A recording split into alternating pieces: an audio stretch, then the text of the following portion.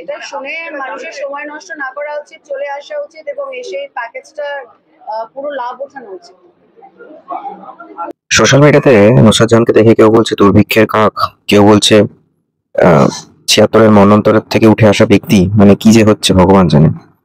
টলিউডের একজন প্রথম সারির অভিনেত্রী হিসেবে প্রতিষ্ঠা পেয়েছিল নুসরাত জাহানের নামটা। শত্রু সিনেমা দিয়ে 2011 সালে ডেবিউ করা জিতের সাথে, তারপর বহু সিনেমা করা, খোকা 420 হতে পারে, আরো প্রচুর সিনেমা করেছে দেব এবং জিতের সাথে। তারপর হঠাৎ করে কি হলো ভগবান জানে, তার ফিল্মের কেরিয়ার গ্রাফ পড়তে শুরু করলো, আর হঠাৎ করেই 2019-এ চলে গেলেন টিএমসিতে as a MP from Basirhat.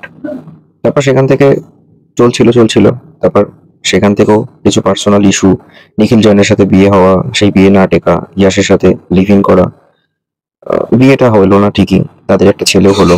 আবার সেখান থেকেও ইয়াসের সাথে সম্পর্কের বিচ্ছেদ, ইয়াস নাকি আবার তার পুরনো ম্যানেজার কাম গার্লফ্রেন্ডের সাথে সম্পর্ক তৈরি করা, এই সব মিলেমিশে মাঝখান থেকে স্যান্ডউইচ হয়ে গেল নুসরাত জাহান। ইয়াসের সাথে একসাথে থাকা, সেখান থেকে বই শুরু করা, প্রোডাকশন শুরু করা, সেই প্রোডাকশনও ফ্লপ খাওয়া, ফিল্মের কেরিয়ার পুরো করতে থাকা।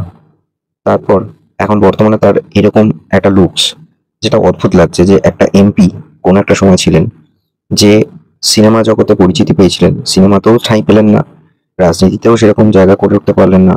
তার সিচুয়েশনটা দেখে মনে হয় যে কি না, মানুষ খুব যে শান্তিতে থাকতে চাইতে গিয়ে বড় বেশি আশা করে ফেলছে, তাতে তার বাহ্যিক রূপ, মানসিক শান্তি দুটোই নষ্ট হয়ে যাচ্ছে। সেখানে দাঁড়িয়ে থেকে মানে অবাক লাগে যে নুসরাত জাহান, যার একটা সময় ফেম ছিল, টাকা ছিল, তার আজকে এই রূপ।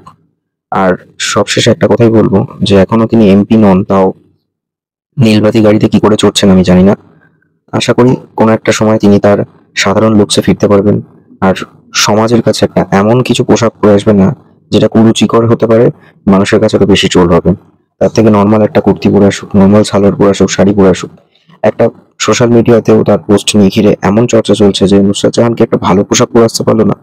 একে তো তার চেহারার এই অবস্থা, শীর্ণকায়, একজন পাবলিক রিপ্রেজেন্টেটিভ, জনপ্রতিনিধি, তার সাথে সোশ্যাল মিডিয়া ইনফ্লুয়েন্সার, কোন একটা সময় টলিউডের অভিনেত্রী যদি এরকম পোশাক পরে আসেন, তাতে তো মানুষের কাছে তার জনপ্রিয়তা কমবে, উল্টে আরো বেশি সমালোচিত হবেন।